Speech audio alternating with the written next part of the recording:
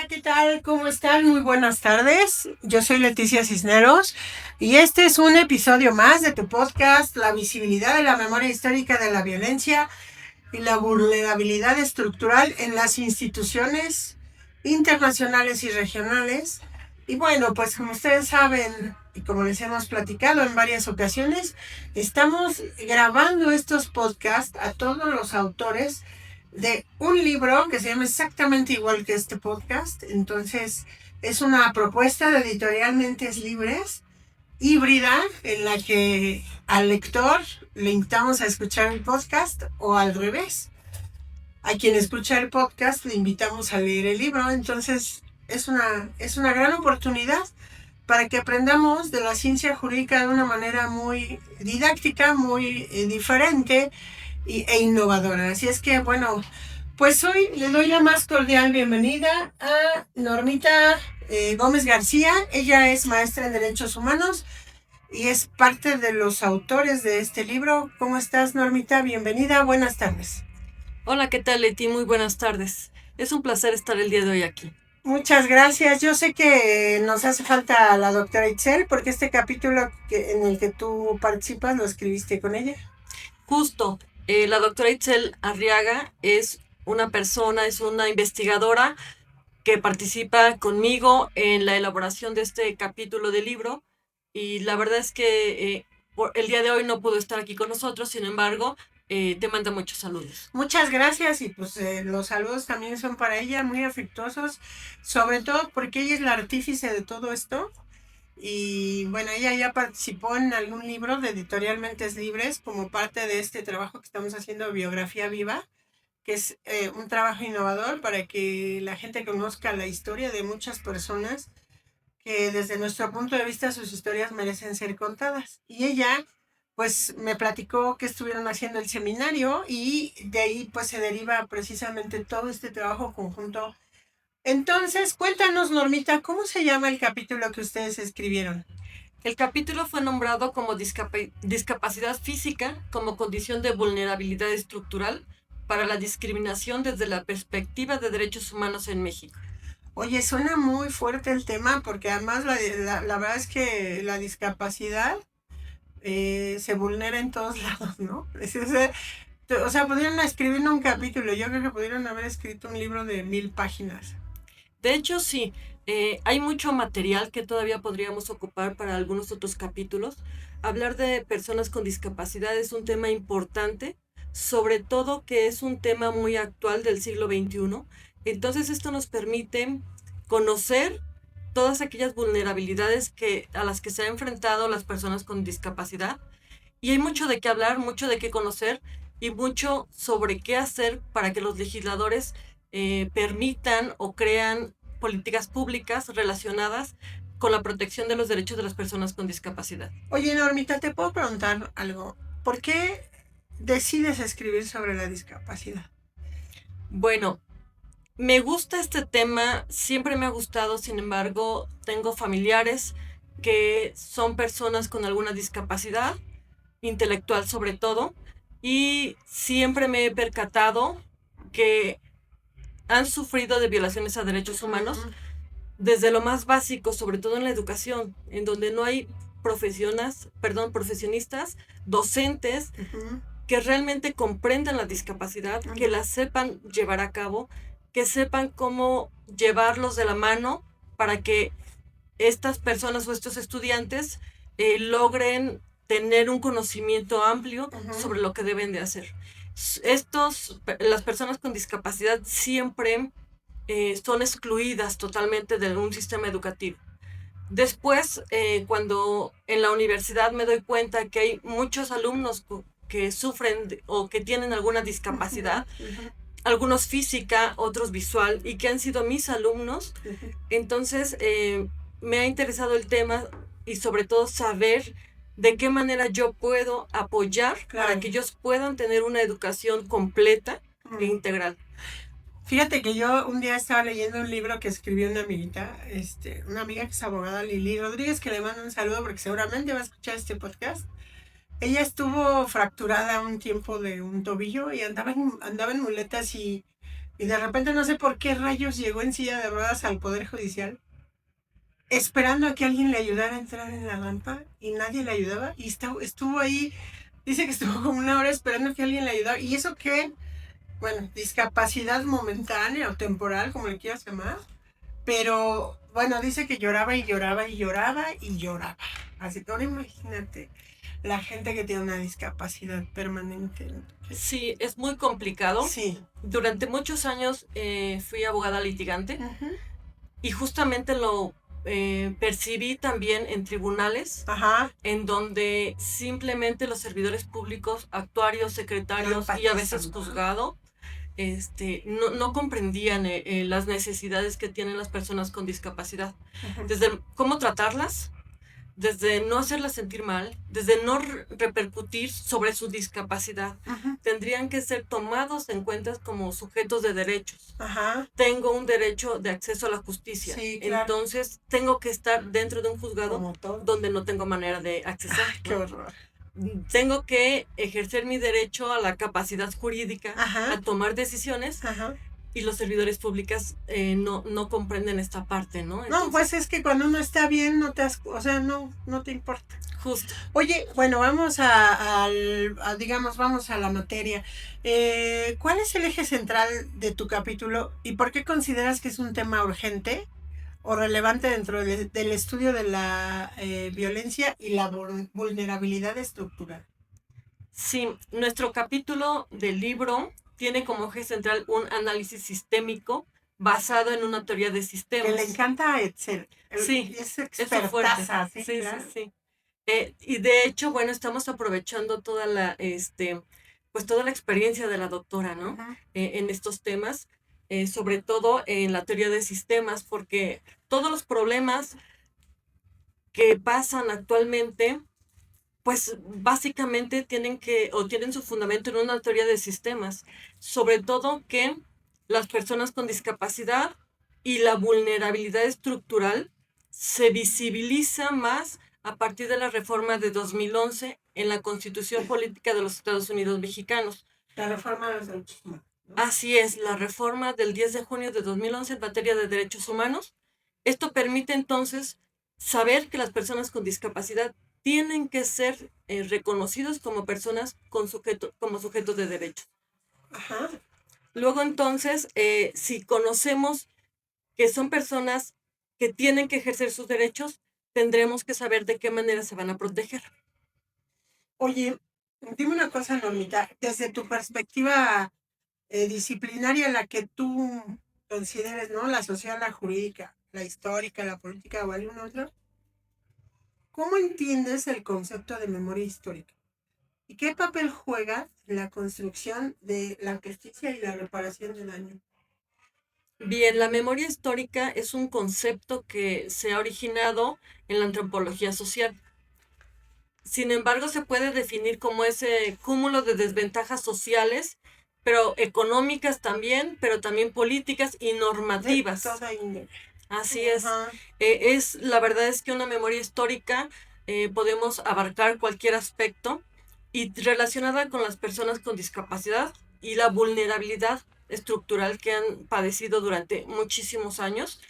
Esto permite entonces que a partir de 2011, con la reforma de derechos humanos, se anexe al sistema mexicano el tema de la dignidad humana, la no discriminación, que es reconocido como un derecho fundamental, y es hasta 2024 cuando se agrega al sistema normativo la figura de una vida libre de violencia. Muy bien, interesante. Oye, ¿y qué instituciones internacionales o regionales analizan, Itzeli, tú en este capítulo? ¿Y cuáles son las principales limitaciones o desafíos que identifican en la actuación de estas frente a contextos de violencia? Como instituciones internacionales, nosotros hemos analizado a la Organización de las Naciones Unidas, la Organización de Estados Americanos y a la Relatoría Especial sobre los Derechos de las Personas con Discapacidad. Uh-huh. Eso a nivel internacional. A nivel nacional hemos analizado desde un grupo legislativo o el Poder Legislativo, ya que tiene la obligación de regular todo lo relacionado en materia de personas con discapacidad. Y a través del Poder Ejecutivo se analiza la transversalidad que lleva a cabo la perspectiva de derechos, incorporada esto a las Secretarías de Estado, para lograr entonces que a través de la Ley General de Inclusión de las Personas con Discapacidad se protejan los derechos humanos de estas personas, pero además que se reconozcan como sujetos de derechos.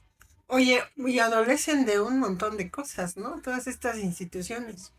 Muchísimas. La verdad es que a pesar de toda la normatividad nacional e internacional que existe, las instituciones todavía les falta mucho por hacer en materia de personas con discapacidad. ¿Crees que hacen falta muchos recursos financieros? A lo mejor si les dotaran de más recursos financieros. Creo que no es suficiente los recursos financieros. Es algo importante, sí, pero estamos hablando más de la cultura, la educación en materia de derechos humanos, sobre todo capacitación en servidores públicos que permitan que se lleven a cabo las políticas públicas y lograr que éstas sean efectivas. Muy bien. ¿Podrías compartirnos algún caso, experiencia, hecho histórico que a tu juicio ejemplifique de manera clara la persistencia de estas estructuras de vulnerabilidad? La verdad es que hay muchísimas. Me gustaría comentar que en nuestro capítulo nosotros dedicamos un capítulo o un apartado especial para hablar sobre los datos y estadísticas que nos proporciona el INEGI, CONAVI y UNICEF en materia de personas con discapacidad y sobre todo las violaciones a los derechos humanos que han sufrido. Sin embargo, podríamos visibilizar estos casos tanto desde en materia de educación, lo que ya comentábamos al inicio del podcast, los docentes no están plenamente capacitados para educar, para enseñar y para guiar a un estudiante desde, estamos hablando de un nivel básico. ¿Y los valores en casa? Los valores en casa es otro tema importante, ¿no? Porque tampoco los padres están plenamente capacitados para poder convivir y educar a un niño con alguna discapacidad. Y parece que todo se lo deja el mundo a la escuela, ¿no? Así es, cuando tendríamos que velar primero o enseñar esos valores desde casa y entonces apoyar y buscar alternativas para que desde la educación, desde casa, desde la educación en un sistema escolar, logremos que las personas con discapacidad sean incluidas dentro de un sistema jurídico mexicano. Oye, ¿qué metodología utilizaron Itzel y tú, Normita, o qué enfoque teórico, básicamente qué teoría, usaron en su investigación y qué ventajas encontraron en estas para abordar este fenómeno? Utilizamos diversas metodologías, una metodología inductiva, deductiva, analítica, sintética y sociológica. Esto para lograr que se llevara a cabo un enfoque cuantitativo para conocer las violencias estructurales que han sufrido las personas con discapacidad. O sea, si sistemáticamente hablamos, saber de números nos permiten saber en qué punto estamos o cómo estamos parados, ¿no?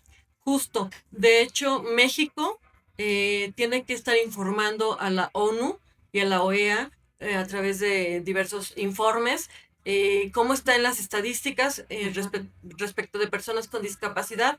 México no ha cumplido con estas estadísticas porque no tiene un número exacto de personas con discapacidad y tampoco tiene un número exacto de violación a derechos humanos, porque es muy real que las personas con discapacidad, sobre todo física, pues no tienen acceso a un derecho a la justicia de forma real. ¿A qué se debe que no tenemos un número?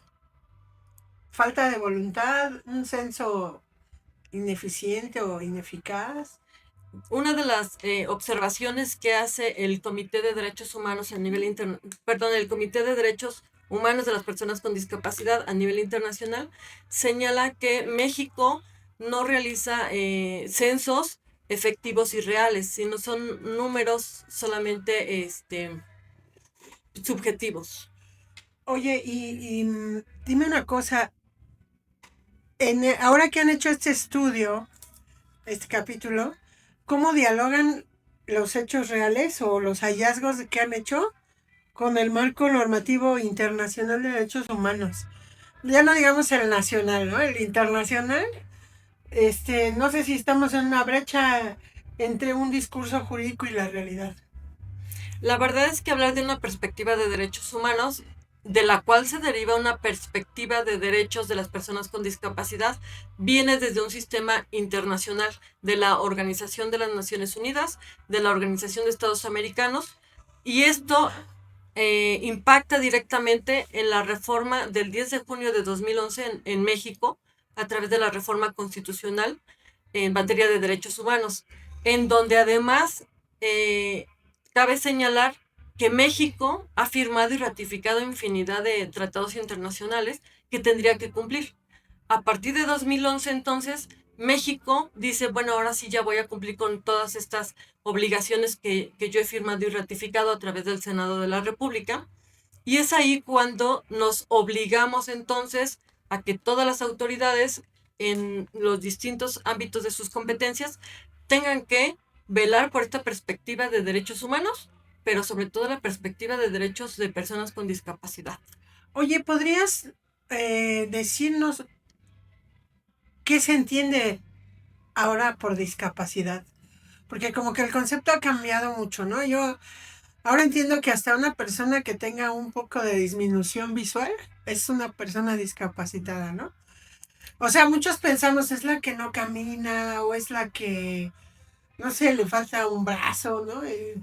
Pero discapacidad puede ser auditiva, visual, ¿cómo qué de qué discapacidades estamos hablando en relación a este capítulo? En este capítulo tocamos lo que es la discapacidad física, específicamente. Porque también hay discapacidad mental, ¿no?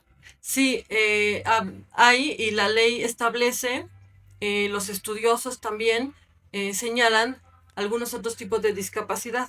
Tenemos una discapacidad intelectual, una discapacidad mental. También podríamos hablar de discapacidad sensorial, como la discapacidad visual, auditiva, ¿no? Entonces sí, efectivamente surgen muchos tipos de discapacidad, desde una persona que usamos lentes hasta alguien que definitivamente no tiene ningún tipo de visión, ¿no? Sí, qué terrible, ¿no? Sí, así es. Y tienes una idea con un censo tal vez no bien hecho, como la cifra que más o menos se maneja oficial. ¿Cuántas personas discapacitadas hay en México? Mira, hemos estado realizando la investigación sobre diversos artículos, pero recuerdo uno de los informes de la ONU, en donde dice que México le establece que el 7.6% de las personas en México tienen un tipo de discapacidad. Luego entonces es una O sea, si cifra somos bastante. 130 millones, por cada millón hay 70 personas discapacitadas. Es bastante, ¿no? Sí, lo que pasa es que la discapacidad, como ya lo habíamos platicado, viene desde aquella persona que usamos lentes, quizá por la necesidad de ver, no porque realmente tengamos algún padecimiento Sí. crítico, ¿no? Desde aquellas personas que ahora utilizan muchos audífonos y entonces disminuye su discapacidad auditiva. Y entonces de ahí empiezan los censos.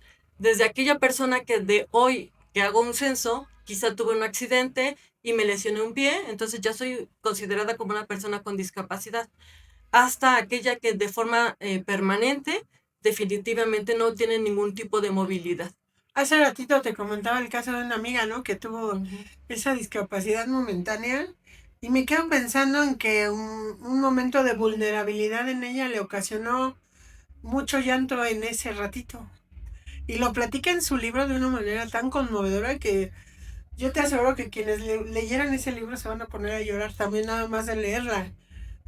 ¿Qué sentimientos se generan en una persona con estas vulnerabilidades que ve que sus instituciones no los visibilizan, no los toman en cuenta, no les importa? Lo que pasa es que viene desde, creo yo, que una educación en materia de derechos humanos. Los servidores públicos y en realidad la sociedad no está pensando que tienen necesidades diferentes a todos los demás. no los vamos a tratar de forma diferente, los vamos a tratar de forma igualitaria, pero sí tenemos que presentar o apoyar o generar unos sistemas de apoyos diferentes, ¿no? Claro. Tan es así que la misma legislación nos establece que en el Código Nacional de Procedimientos Civiles y Familiares se van a establecer sistemas de apoyo para las personas con discapacidad en un acceso a la justicia. Entonces, si eso lo aterrizamos desde la sociedad, creo yo que todas las personas tendríamos que generar estas estrategias para lograr incluir a las personas con discapacidad, cualquier tipo de discapacidad. En nuestro capítulo hablamos sobre una discapacidad física y nos vamos desde lo más simple. El hecho de acudir a un cine me excluye de tener que acudir a un cine porque las butacas son muy altas. Entonces me van a colocar en la parte de enfrente de una pantalla donde no voy a poder observar nada o no voy a tener la comodidad para poder disfrutar una película, ¿no? Ujú. Si nos vamos a un sistema de salud en donde las personas no están capacitadas para atenderme y además todavía me discriminan, entonces me genera un gran problema y Claro. eso genera frustración. He tenido la oportunidad de hablar con algunas personas con discapacidad, sobre todo intelectual y física, en donde me comentan que la principal exclusión que sufren primero es de la familia, Sí. después de los vecinos, en el sistema educativo, y bueno, ni siquiera pensar en acudir a juzgados porque ni siquiera son tomados en cuenta. Ay, no, qué barbaridad. Triste, triste realidad. Sí, Oye, Normita, en este estudio que ustedes han hecho, ¿qué han encontrado? ¿Cuáles son los factores estructurales que perpetúan la violencia dentro de un sistema institucional? hay muchos factores que la verdad generan esta parte de la violencia y que hacen que continúe todo el tiempo tratándose de personas con discapacidad. Uno de los principales que hemos encontrado es el sistema cultural y educativo de las personas. Y de ahí se desprende también la corrupción institucional, Qué barbaridad. que es un tema importante, Sí, la desigualdad económica que padecen las personas con discapacidad, pero consideramos también que la normalización de la violencia para personas con discapacidad es un tema más relevante, es un factor estructural que permea esta violencia que sufren las personas. y también en todo este estudio, ¿qué transformaciones institucionales, sociales o culturales consideran indispensables para avanzar hacia escenarios más justos o más protectores de derechos humanos? Del análisis que hemos realizado de toda la información que nos hemos llegado, hemos llegado al acuerdo en que tendríamos que erradicar y sancionar la violencia, pero realmente una sanción adecuada de acuerdo al tipo de violencia que se está generando. Las personas con discapacidad física y en general todas las personas con discapacidad sufren de todo tipo de violencia, psicológica, física, económica, patrimonial, institucional. Entonces, si logramos incorporar este sistema de educación de derechos humanos en materia de personas con discapacidad y esta perspectiva de derechos humanos, bajarla a lo que es aterrizar en un plano jurídico, un plano social, familiar, económico, etcétera, esta perspectiva de discapacidad, consideramos que de esa manera podríamos ir solucionando la problemática y erradicar la violencia que sufren las personas con discapacidad. Pero bueno, para eso falta como que mucha voluntad, ¿no? ¿Quiénes serían los actores políticos, sociales o culturales que debieran de iniciar toda esta... De entrada, bueno, pues ustedes son dos luchadoras sociales que están a través de una investigación aportando, pero ¿quiénes son los que realmente tienen las decisiones en sus manos? Bueno, consideramos que primero tendría que ser la misma sociedad. Hay que educarnos en materia de derechos humanos en general, educarnos en materia de no discriminación. Después tendría que ser la familia, pero también el mismo sistema gubernamental, en hacerlo comprender que debe de proteger los derechos de las personas con discapacidad desde cualquier ámbito, no solamente un ámbito educativo. Si logramos entonces que el sistema gubernamental realice políticas públicas eficientes y además que exista un presupuesto para llevarlas a cabo, pero además que sean eficaces, entonces la violencia que sufren las personas con discapacidad dejaría de ser un factor estructural. Y además, bueno, es un tema importante, interesante también, que creo que estamos empezando por trabajar. Hay mucho por hacer porque no es algo fácil de erradicar. Sin embargo, creo que también tendríamos que concientizar a las mismas personas con discapacidad de que la violencia que están sufriendo no es normal. Sí, que no lo normalicen. Exactamente. Sí, porque para ellos, y fíjate que a eso iba hace un momento pensando, ellos lo normalizan y se convierten en personas luchonas y creen que esa es su misión y lo que tienen que hacer para salir adelante. Así es. Cuando realmente debe haber instancias que les deben de adecuar los entornos, ¿no? Y facilitar el camino de por sí ya difícil. Sí, de hecho, existen ya muchas políticas públicas en materia de accesibilidad universal. ¿Mm? Como bien lo sabes, pues acondicionar las calles, repavimentar, porque es otro tema importante, que haya rampas necesarias, ¿no? Y suficientes, etcétera, ¿no? Bueno, por ejemplo, ya vemos hasta plataformas digitales que traen el tema para personas invidentes, ¿no? Algunas cuestiones que les pueden ayudar a que se les atienda como si fueran personas con todas las capacidades, ¿no? Claro. Oye, a ver, como investigadoras bueno, te pregunto a ti, Normita, ya luego le preguntaremos a Itzel, porque pues, hoy se salvó del interrogatorio, pero como investigadora de este tema, ¿qué aprendizajes personales o éticos te deja este proceso de escribir este capítulo y revisar estos contextos de violencia histórica? Después de realizar un análisis de la información que hemos tenido, de las estadísticas, de los datos que se nos ha proporcionado, la verdad es que me permite tener un acercamiento jurídico a las necesidades reales que tienen las personas con discapacidad. Esto me va a permitir tener una mayor sensibilización en el tema, pero además me permite construir e identificar barreras estructurales y además visibilizar todos aquellos problemas a los cuales se enfrentan las personas con discapacidad para aportar conocimientos jurídicos, posiblemente realizar algunas iniciativas de ley, hacer investigaciones para lograr entonces un cambio social, cultural y sobre todo normativo. Tenemos mucha legislación que protege, pero es legislación que no se aplica. Entonces tendríamos que aterrizarlo también desde un ámbito normativo. ¿Pero por qué no se aplica? ¿Porque es ineficaz? ¿Porque no la atienden? ¿O qué pasa? Siempre les he dicho a mis estudiantes que la ley es perfecta. El tema es quién la aplica, quién la lleva a cabo, quién la aterriza. Ajá. Ese es un problema real. Los legisladores, o más bien los servidores públicos que tienen que aplicar la legislación, no la aplican de forma correcta. Y también tendríamos que concientizar otra vez a las personas con discapacidad de que tienen derechos y que deben de exigirlos ante la ley, ante los órganos jurisdiccionales, que siempre va a haber alguien que los esté apoyando y alguien que vele por la protección y la garantía de sus derechos humanos. Oye, Normita, ¿hasta dónde sueñas que llegue esta investigación? ¿Qué te gustaría? ¿En qué foros te ves? Y como compartiéndola con quiénes o materializándose cómo.